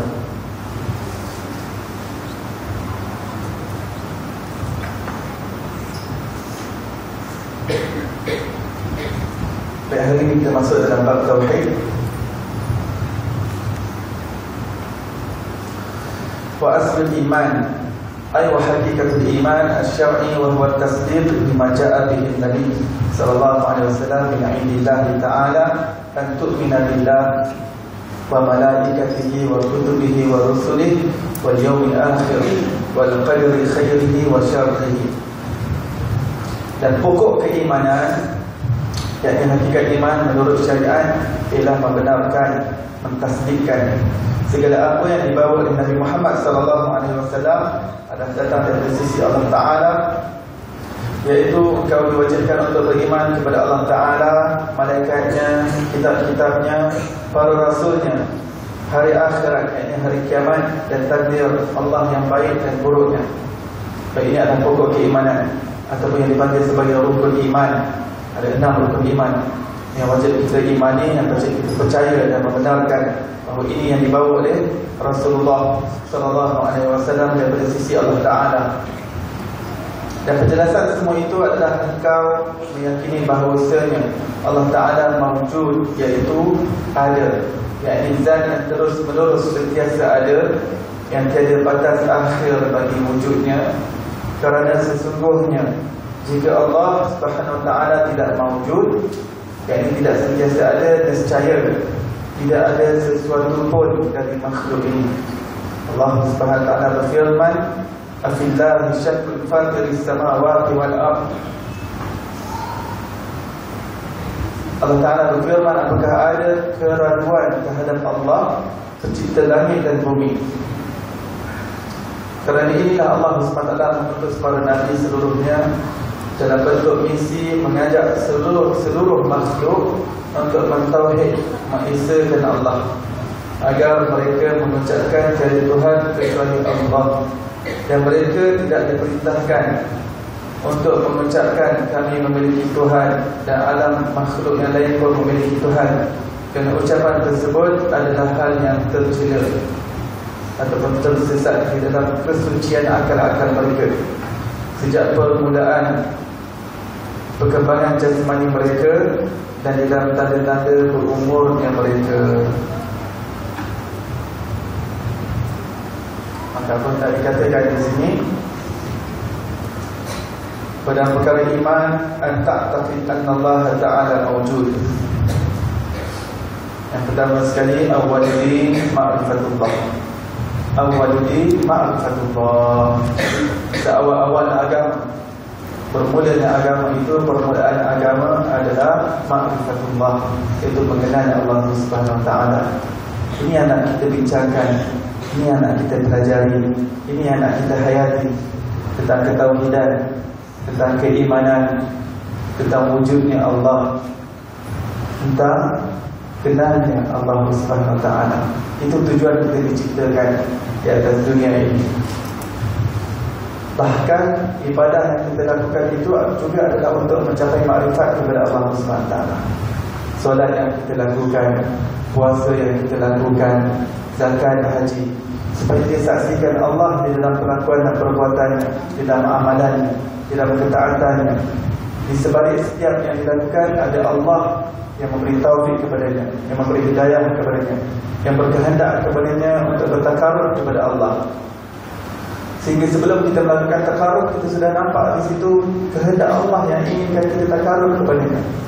Sebelum kita wujud kehendak untuk takarrub, untuk menghampirkan diri kepada Allah, Allah yang dahulu meletakkan kehendak tersebut. Bermakna Allah yang dahulu letakkan kita dekat kepadanya, Allah yang nak kita hampir kepadanya. Maka seseorang yang melihat sesuatu semasa, ketika, pendapat dan perbuatannya dan yang akan datang, maka dia telah melihat Allah pada perlakuan, perbuatan dan juga apa yang tak dilakukan.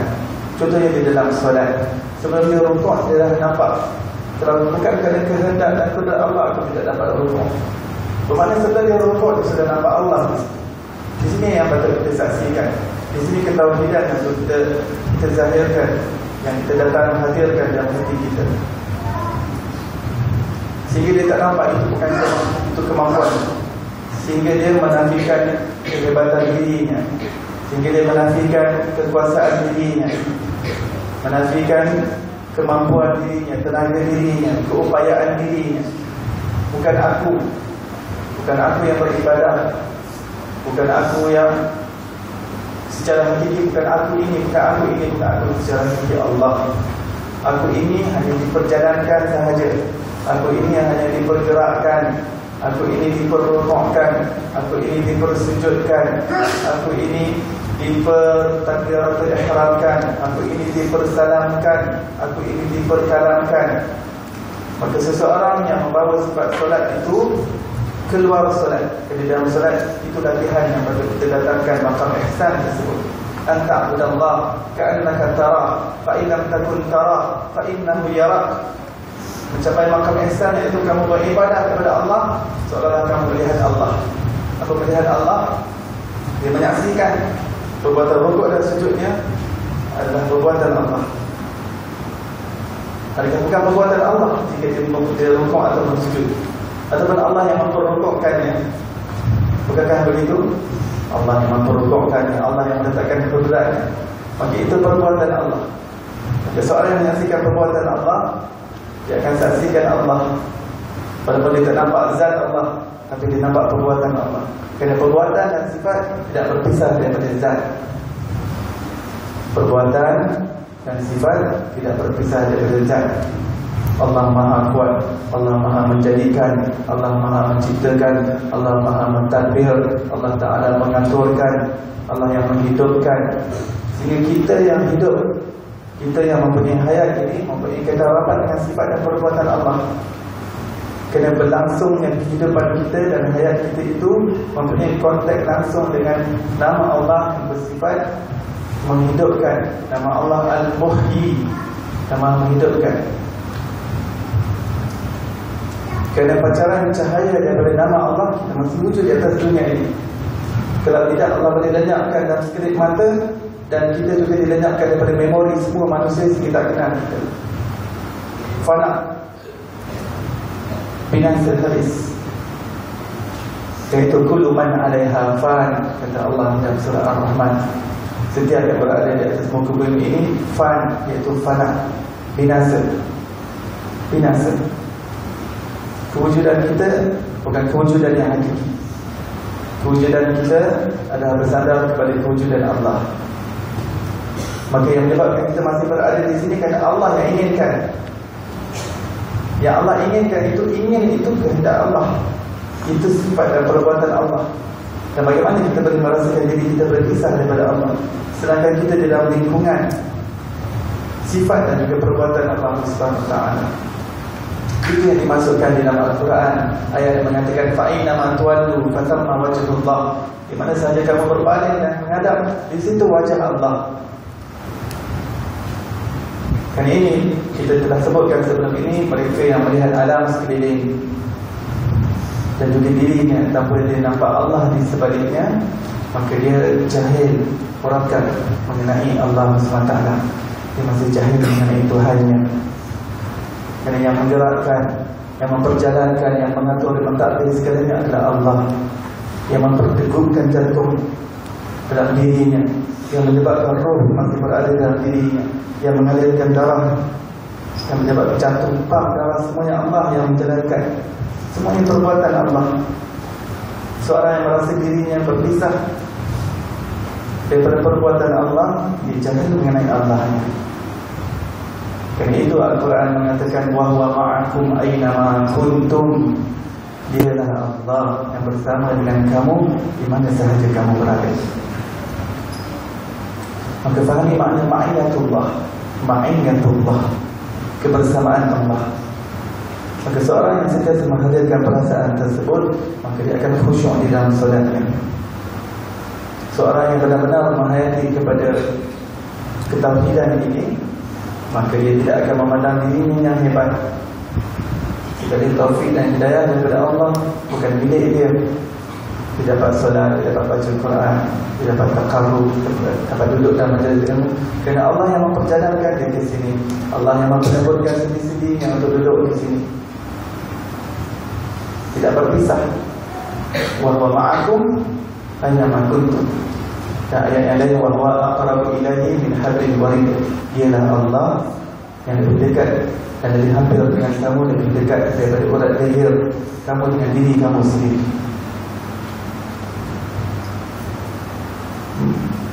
Kita dalam pengawasan Allah, kita dalam penglihatan Allah. Dalam makam ihsan yang disebutkan oleh Rasulullah SAW tadi, ada dua peringkat. Peringkat yang paling bawah tadi dalam setiap ibadah dan setiap kelakuan kita, muraqabah. Bukan muraqabah, merasa diri diawasi Allah, merasa diri sentiasa dilihat di pandang Allah SWT. Maka ulama mengajarkan kita sebuah zikir yang baik untuk kita amalkan, untuk kita hadirkan makna muraqabah ini. Allahu nadiri, Allahu syahidi, Allahu ma'i, Allahu qaribun bihi. Allahu syahidi, Allahu nadiri, Allahu ma'i, Allahu qaribun minni. Allah yang melihat aku, Allah yang mengawasi aku, Allah yang memandang aku, Allah bersama dengan aku, Allah dekat dan hampir dengan aku. Setiap kali lepas solat, baca Allahu syahidi dengan muraqabah, memastikan diri diawasi oleh Allah. Bukan sahaja diri kita luaran, tapi dalaman. Segala berada dalam diri kita, dalam ilmu pengetahuan Allah.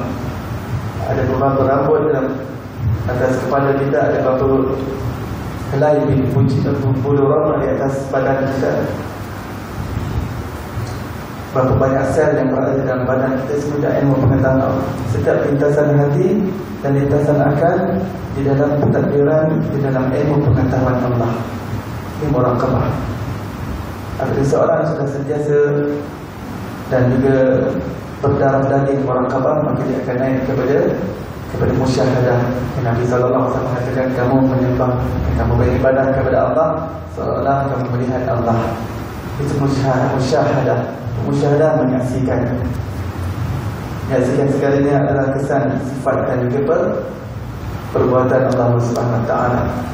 Maka perkara ini adalah perkara ketauhidan yang perlu kita ulangi. Kerana itu kita selalu mengulangi perkara tersebut, kerana manusia perlukan peringatan. Lebih-lebih yang bercakap perlukan peringatan. Dan kita sering lupa, dan kita sering sibuk dengan perbuatan dan perlakuan diri kita sendiri. Kadang-kadang kita terlupa bahawa semua ini adalah datang daripada Allah. Ini semua datang daripada taufik dan hidayah daripada Allah, bukan aku.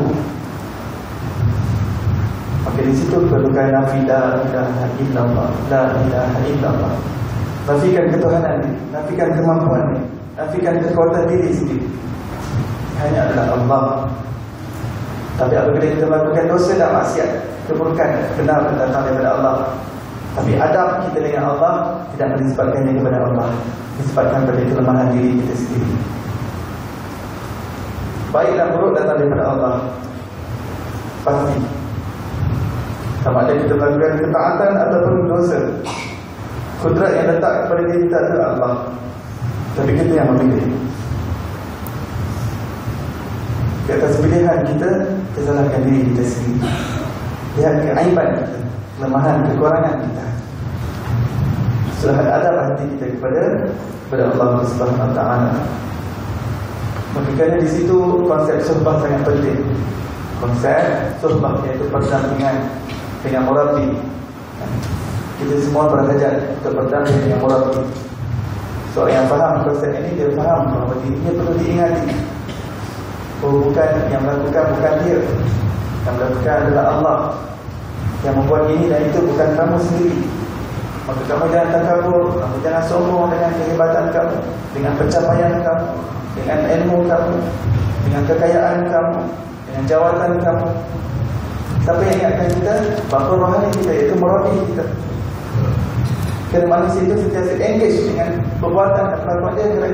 Dia terlupa Allah di sebaliknya. Dia nampak diri dia, aku hebat, aku kira, aku best yang dia buat.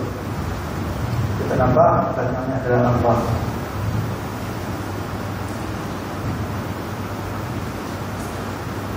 Kerana itu Allah mengutus pada Nabi sebelumnya untuk mengajak seluruh makhluk untuk bertauhid, mengesahkan Allah, untuk mengucapkan tiada Tuhan kecuali Allah. Ya, dan sistem Allah SWT, Allah menjadikan semua manusia beriman. Tapi Allah Ta'ala hantarkan Rasul sebagai tanda kerahiman kasih sayang Allah SWT untuk ingatkan kita. Kerana roh itu apabila diperbadankan di jasad kita di dunia, maka terlupa akan kejadian yang kita buat di hadapan Allah SWT. Maka Rasul dihantar, kitab dihantar untuk ingatkan kita, untuk refresh peringatan kita kepada apa yang telah kita janji di hadapan Allah. Dan ianya akan ditanyakan di akhirat. Dan tempat ujian, examination hall di sini, di dunia ini. Sama ada kita merealisasikan apa yang telah kita berjanji di hadapan Allah di dunia. Dan bagaimana ketentuan kita di alam barzakh, di alam akhirat, apa yang kita semai di sini, apa yang kita tanam di sini. Esok kita akan tuai. Esok kita akan lihat hasilnya. Esok kita akan lihat natijahnya. Kerana itu di Mekah itu 10 tahun saja tidak ada syariat. 10 tahun di Mekah tauhid keimanan. 10 tahun untuk menyebar sahabat. Selepas 10 tahun baru ada solat, baru ada zakat, baru ada haji, baru ada puasa di bulan Ramadan. Di 10 tahun yang pertama tauhid keimanan. Itu sahaja yang ditekankan. Dan begitu ayat-ayat Quran yang turun ketika zaman Mekah dipanggil sebagai ayat-ayat Makki, sebenarnya adalah ayat-ayat yang berbentuk ketauhidan para sahabat dan juga keimanan para sahabat. Maka apabila kita pada zaman ini, maka kita juga perlu belajar syariat, kita juga perlu belajar fiqh. Tetapi kita perlu faham bahawa ada sesuatu yang lebih penting daripada syariat dan fiqh itu tauhid. Kerana jika tauhid dalam keadaan goyang, maka syariatnya juga akan goyang. Syariatnya boleh ditolak oleh Allah SWT kerana ketauhidannya tidak benar.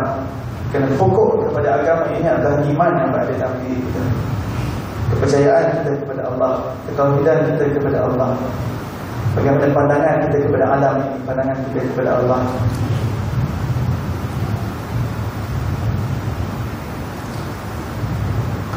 Dan mereka tidak diperintahkan untuk mengucapkan kami memiliki Tuhan dan alam juga memiliki Tuhan. Tidak dilihat berpecah. Itu kena tauhid. Tauhid unification, tauhid yang mewahidkan, yang menyatukan. Itu maksud tauhid. Walaupun dia nampak alam ini, dia nampak ada 7 bilion umat manusia berpecah-pecah, tapi semuanya adalah satu perbuatan Allah. Kita jangan ingat Allah SWT melakukan secara berpecah-pecah juga, tidak. Saya sedang menggerakkan, Tuhan sedang bergerak. Ada yang sedang bergoyang, ada yang sedang menulis 7 bilion umat manusia, seluruh cakrawala, langit dan bumi, semuanya bagi Allah satu perbuatan. Satu perbuatan. Kita nampak macam berpecah-pecah, tapi bagi Allah ini satu perbuatan, satu sifat. Di sini tauhid. Apabila kita hendak mengerti mengenai tauhid, di situ unification yang kita perlu faham. Yang kita belajar secara berpecah-pecah ini untuk manusia. Allah ada berapa nama, Allah ada berapa sifat, Allah ada berapa perbuatan. Tapi hakikatnya semuanya adalah satu bagi Allah. Bahkan tidak ada masa yang masa itu diperlukan adalah manusia. Kita perlukan past tense, perlukan present, perlukan future tense. Untuk Allah tidak ada. Bagi Allah masa yang kita rasakan ini seperti berlalu masa, bagi Allah semuanya satu. Kerana Allah tak perlukan masa. Tidak ada masa bagi Allah. Masa ini adalah makhluk Allah SWT. Bagi Allah semuanya sekali. Tidak ada apa-apa. Seorang yang cok, kita ambil cok, ambil si ilmu Al-Aziziyah, cok. Mana datang dulu? Bila dia cok M, cok dulu ataupun A lepas tu datang? Mana dulu datang? Ketika dia cok, dia tersusun tu. Kalau kita baca di dalam kata tersusun Majlis Ilmu Al-Aziziyah,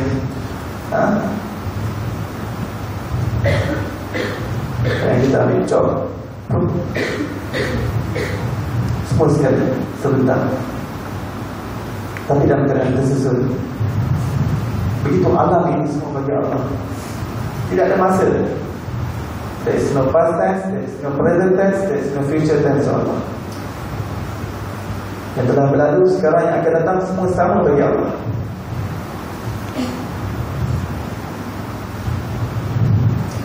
Ini kebesaran dan kehebatan Allah SWT perlu kita isikan dalam hati kita. Semoga Allah SWT penuhi hati kita dengan ketahidan kepada Allah dengan berkat kaul Nabi Muhammad SAW, membersihkan hati kita daripada segala bentuk kesyirikan, sama ada syirik besar atau syirik kecil, yang boleh menghapuskan segala amal dan juga segala kesolehan kita. Semoga Allah SWT menunjukkan nur makrifatnya, menjadikan cahaya namanya, sifatnya dan juga perbuatannya dan cahaya zatnya kepada kita. Semoga dengannya Allah SWT kurniakan kita kelazatan yang tidak ada tolak paling di atas dunia ini, iaitu bermakrifat, untuk mengembalikan roh dan jiwa itu pada sarang asalnya, iaitu bermakrifat kepada Allah SWT. Kerana permulaan agama itu adalah ma'rifatullah, iaitu mengenal Allah SWT. Allah kurniakan kami syafaat Nabi Muhammad SAW. Allah memudahkan kami mengenal kesaksian atau memudahkan kehisaban di atas kami di atas padang mahsyar. Allah memudahkanlah segalanya ya Allah ketika kami ya Allah di hadapan para malaikat ya Allah untuk membawa catatan amalan kami ya Allah. Masukkan kami ke dalam syurga ya Allah dengan syafaat Nabi Muhammad SAW. Ya Allah Tuhan kami, kurniakan kami kemuliaan mendapat minum daripada telaga Kausar, daripada tangan mubarak Nabi Muhammad SAW. Ya Allah berikanlah kami husnul khatimah, dan janganlah Engkau matikan kami dalam su'ul khatimah. Ya Allah janganlah Engkau mati dalam hati kami ya Allah ada sezagarah dan sifat takabur, sombong, ujub dan sebagainya ya Allah. Bersihkanlah hati kami ya Allah supaya kami dapat menghadapmu dalam keadaan hati yang sejahtera daripada segala penyakit dan juga kesyirikan hati ya Allah. Wassallallahu ala sayyidina Muhammadin wa ala alihi wasallam. Alhamdulillah rabbil alamin.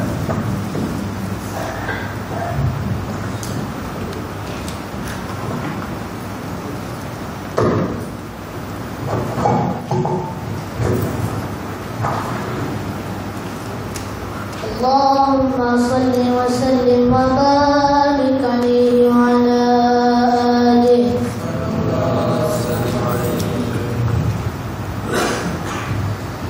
Allahumma salli wa sallim ala sayyidi wa habibi wa tabibi qalbi wa jasadi wa ruhi sayyidi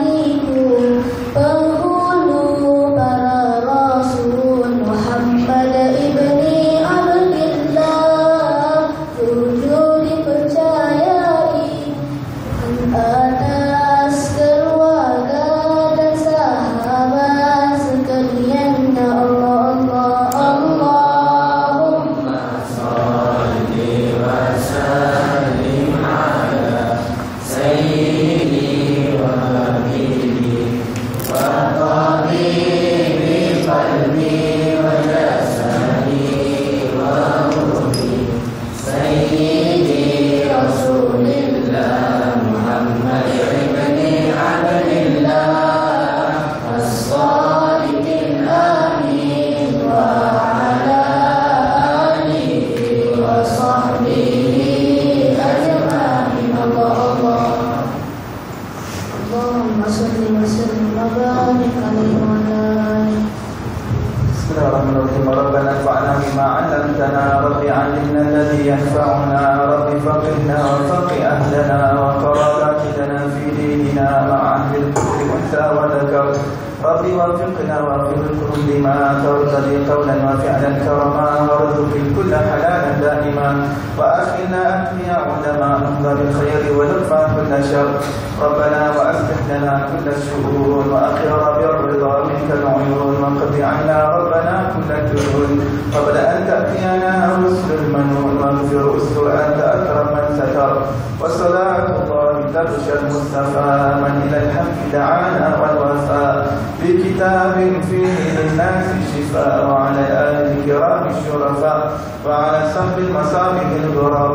اللهم اهدنا بهداك واجعلنا ممن يسارع في رضاك ولا تولنا وليا سواك ولا تجعلنا ممن خالف أمرك وعصاك. وحسبنا الله ونعم الوكيل ولا حول ولا قوة إلا بالله العلي العظيم. يا ربنا اقترفنا بأننا اقترفنا وأننا أسرفنا على رضا أشرفنا فأنتم علينا توبة تغسل لكل هربة واستر العورات وآمن الروعات واغفر لوالدينا ربي ومولدينا والأهل والإخوان وسائر الجيران وكل ذي محبة أو جيرة أو سبة والمسلمين أجمع آمن باسمه بدلا وجودا منا لا باكتساب منا بالمصطفى الرسول نهضى بكل سون بالمصطفى الرسول نهضى بكل سون بالمصطفى الرسول نهضى بكل سون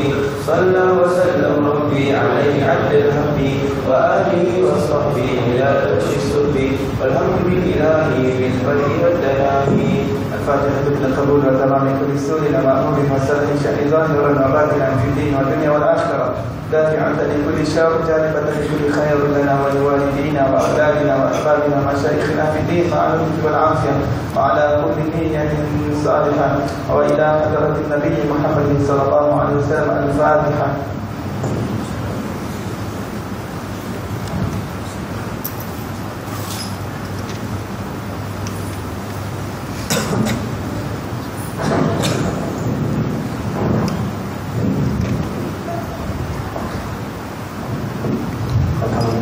Telah selesai majlis jalsa Bismillah Al-Mustawa pada hari ini. InsyaAllah doakan mudah-mudahan Tuan Guru kita pada Ustaz Kuala Bizana Al-Juhari, mudah-mudahan Allah SWT berikan kesembuhan, kesihatan dan keafiatan kepada beliau. Mudah-mudahan Allah SWT memudahkan usaha beliau. Mudah-mudahan Allah SWT berikan kemanfaat kepada beliau dan kemanfaat kepada beliau insyaAllah.